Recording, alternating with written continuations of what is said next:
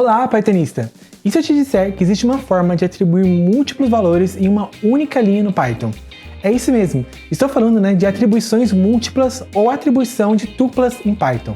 Se você não sabe nem o que é um e nem o que é o outro, então imagine que você está ali organizando uma festa de aniversário e você precisa distribuir ali as tarefas para os convidados.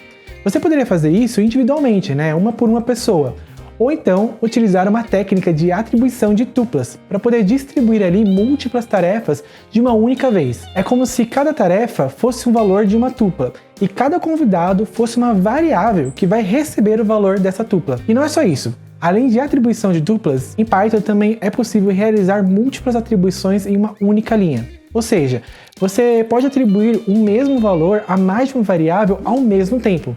É como se você estivesse mandando uma única mensagem para várias pessoas ao mesmo tempo, sabe? Nesse vídeo, nós vamos explorar essas técnicas incríveis que o Python nos oferece e mostrar como elas podem facilitar e agilizar o nosso trabalho. Mas antes, já clique aqui embaixo para poder se inscrever no canal e dê aquele like nesse vídeo se o conteúdo te ensinou alguma coisa nova hoje. Uma das vantagens do Python é a gente conseguir fazer múltiplas atribuições como essa. Ou seja, eu vou instanciar 3 variáveis como sendo uma lista vazia. Isso funciona super bem, A gente consegue ver aqui que no output ele realmente criou as 3 variáveis A, B e C como sendo uma lista vazia.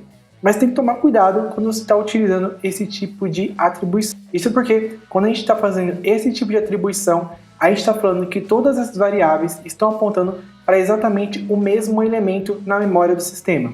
A gente consegue observar isso utilizando aqui o comando is. Então eu verifico aqui se A is B, ou seja, se A está armazenado no mesmo local de memória que B. Ele me retornou true, ou seja, esses dois elementos A e B apontam para exatamente a mesma coisa. Eu consigo verificar isso utilizando a função id. Então, na função id, ele vai me retornar qual que é o id único de um elemento que está armazenado na memória aqui do programa. Então, ele me mostrou aqui que o id, tanto da variável A, quanto B, quanto C, é exatamente o mesmo. Provando que todas essas 3 variáveis estão apontando para exatamente o mesmo elemento na memória. Isso pode representar um grande problema para a gente se a gente fizer alguma alteração nesse valor. Então, por exemplo, imagina aqui que eu quero adicionar o número 1 para a minha lista A. Se eu exibir agora A, B e C, observe que esse número 1 foi adicionado também a B e também a C.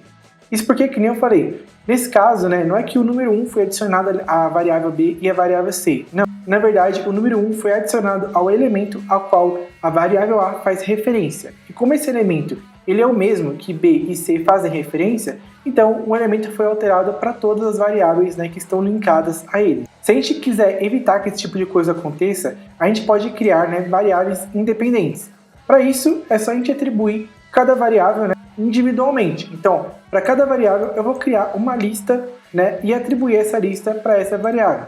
Dessa forma, eu vou ter listas diferentes atribuídas a cada uma das variáveis. Eu posso verificar isso utilizando o comando id. Então, quando eu faço agora aqui id de A, ele vai me dar a posição na memória onde essa lista aqui está armazenada, que é totalmente diferente da posição da memória onde essa outra lista aqui que está armazenada na variável B está adicionada. Dessa forma, se eu alterar agora o valor de A, ele não vai alterar o valor em B porque eles são elementos diferentes. A gente pode verificar isso aqui fazendo de novo aquele teste que a gente tinha feito anteriormente. Então eu vou pegar aqui A e vou appendar o número 1 aqui para a variável A. Nesse caso, se eu exibir aqui tanto A quanto B quanto C, pode ver que apenas a variável A foi alterada. Apenas essa lista foi modificada porque ela é um elemento exclusivo aqui na memória que não está sendo compartilhado ou vinculado a nenhuma outra variável. Isso é totalmente diferente de atribuição por desempacotamento. Atribuição por desempacotamento, se você não conhece, é basicamente eu pegar quantas variáveis eu quiser, basta separar uma variável por outra utilizando uma vírgula aqui e falar que ela é igual a algum iterável aqui da minha direita. Esse iterável pode ser uma tupla, pode ser uma lista, um gerador, qualquer coisa. Nesse caso aqui, eu estou pegando uma lista. Então, o que eu estou falando? Eu estou falando que o primeiro índice dessa lista, que é o número 1, vai ser atribuído à primeira variável que eu tenho aqui à minha esquerda. O segundo índice dessa lista vai ser atribuído à segunda variável que eu tenho aqui à minha esquerda. E assim por diante. Eu poderia ter quantas variáveis eu quisesse aqui, que ele ia fazer o desempacotamento e adicionando cada elemento do índice aqui da minha lista, ou da minha tupla, ou do meu gerador, para uma nova variável aqui. Nesse caso, né, então se eu for exibir A e B, eu vou ter aqui que A e B são elementos diferentes. Da mesma forma, se eu tivesse feito essa atribuição como sendo uma lista de duas listas, eu teria que visualmente eles aparecem ser a mesma coisa, porém se eu der aqui um print A is B, ele vai me retornar falso.